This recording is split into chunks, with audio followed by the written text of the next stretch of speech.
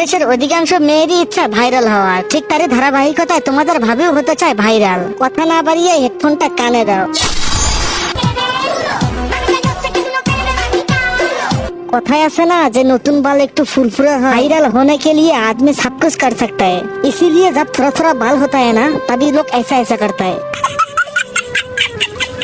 Current नहीं আরে চুত মারানি, এই ফিগার দেখে তো আমার নিজেরই দাঁড়িয়ে গিয়েছিল, বাকিদের কথা আমি কি বলবো। কর ভাই, ঘড়িটা যে এত সুন্দর, আগে জানলে আমি ওইটা দেখাবার ঘড়িটাই দেখতাম। তোমরা চাইলে কিন্তু রেটটা জিজ্ঞেস করতে পারো, আই মিন আমি কিন্তু ঘড়ির কথা বলছি।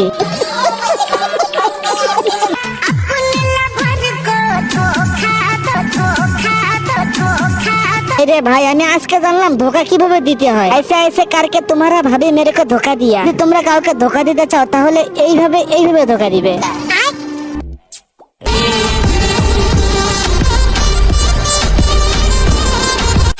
প্রপোজ করলা তুমি, ব্রেকআপ করলা তুমি, আর বিনা পয়সা নাটক দেখলাম আমি। বয়ফ্রেন্ডের নাটকে যে এত সুন্দর হাতের ছোঁয়া থাকতে পারে এটা তো আমরা জানতাম না। তোমরা যদি তার বয়ফ্রেন্ডকে দেখতে চাও তাহলে আমার পেজটা ফলো দিয়ে আমার সাথেই থাকো। আচ্ছা